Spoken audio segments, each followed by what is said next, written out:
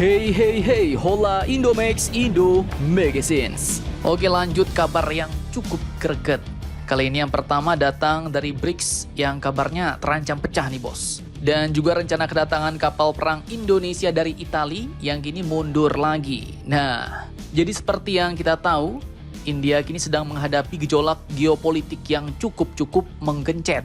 Hal itu pun terkait perang dagang yang dilontarkan Amerika dan juga perang militernya dengan negara Pakistan, bos. Bahkan terkait dua hal ini, disebutkan oleh beberapa media bahwa India kini mulai memberi sinyal bahwa negaranya bakal hengkang dari BRICS. Nah, sinyal seperti apakah itu?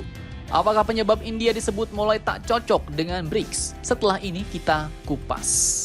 Kemudian lanjut, kabar kedua datang dari dua kapal perang PPA kita yang kini jadwal kedatangannya ternyata mundur lagi nih bos. Nah lantas, kapankah kedua kapal PPA kita ini datang ke Indonesia?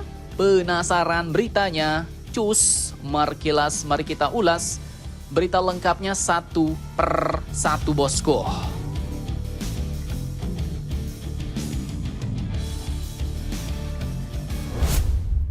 Oke, kabar pertama datang dari India yang disebut oleh beberapa media kini bakal cabut dari aliansi dagangnya yaitu BRICS, bos. Nah, admin pun gak ngarang-ngarang nih. Admin kutip dari beberapa sumber berita berikut seperti Sindonews dan kontan.co.id yang mengutip lagi dari sumber berita Watcher Guru. Jadi disebutkan awalnya sejak Donald Trump kembali menduduki tahta Presiden Amerika, ia pun langsung mengancam untuk menerapkan tarif hingga 150% terhadap negara-negara anggota BRICS, bos. Dan ancaman ini pun semakin menambah tekanan terhadap India yang secara historis memiliki hubungan dagang yang kuat dengan Amerika. Namun di sisi lain, BRICS sendiri ternyata terus mendorong agenda dedolarisasi, yaitu sebuah inisiatif untuk mengurangi ketergantungan terhadap dolar Amerika dalam transaksi internasional. Namun India, walaupun adalah salah satu anggota pertama BRICS, India pun malah merasa sebaliknya, bos. Mereka merasa posisinya lebih diuntungkan jika tetap menjalin kemitraan strategis dengan Amerika. Bahkan India secara terang-terangan sudah menolak untuk ikut serta dalam rencana dedolarisasi tersebut. India menyatakan bahwa mereka tidak tertarik untuk terlibat dalam agenda dedolarisasi yang digagas oleh BRICS.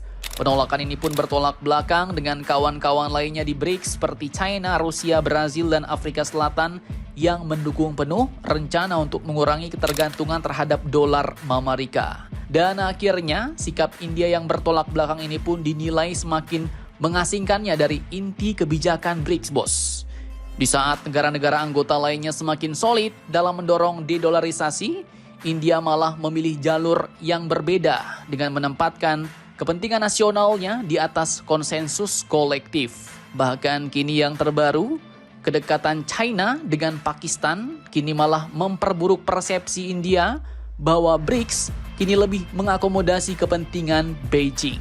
Para analis menyebut jika tren ini terus berlanjut, maka India bukan hanya menjadi minoritas dalam pengambilan keputusan, tetapi juga akan kehilangan posisi strategis dalam aliansi dagang tersebut.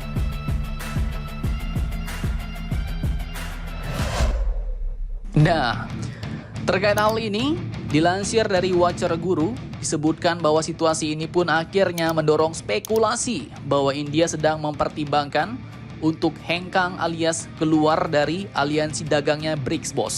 Jadi berdasarkan apa yang dijelaskan tadi bahwa India menghadapi tekanan dari Amerika dan juga BRICS, tetapi ia lebih mendukung dolar Amerika, bahkan China sendiri yang notabene satu aliansi dagangnya lebih mendukung Pakistan. Maka situasi-situasi ini jika terus berlarut-larut disebut akan membuat India hengkang atau keluar dari BRICS, bos.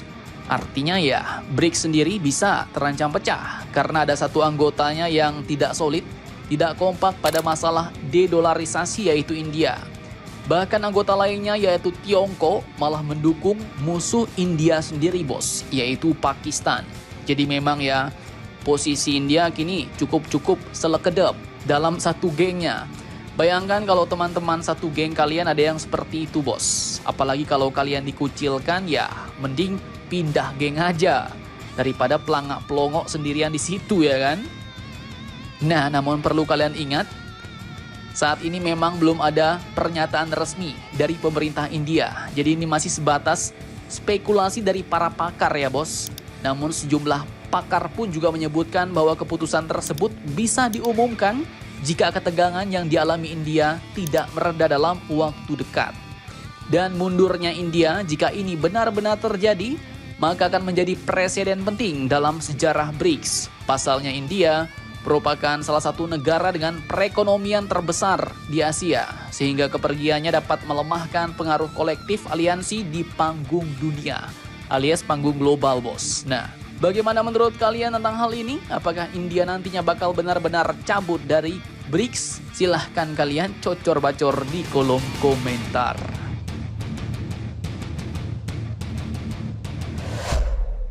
Oke lanjut, kabar kedua datang dari rencana kedatangan kapal perang PPA ke Indonesia. Nah, jika yang lalu-lalu dikabarkan PPA bakal datang pada akhir bulan Mei ini, kini ternyata mundur lagi bos. Dikutip dari indonesiadefense.com, Bapak Nevio Parodi, seorang manajer area Fincantieri di Indonesia, baru-baru ini telah mengungkapkan bahwa kapal KRI Brawijaya 320 akan menjadi unit pertama PPA yang tiba di tanah air. Dan kedatangannya ini pun akan dijadwalkan pada akhir Agustus 2025 tahun ini bos. Nah, jadi mundur 3 bulan nih. Dari yang awalnya kemarin dikatakan pada akhir bulan Mei ya kan. Pasalnya pada Mei ini para calon pengawak kapal tersebut sedang menjalani pelatihan di La Spezia Italia bos.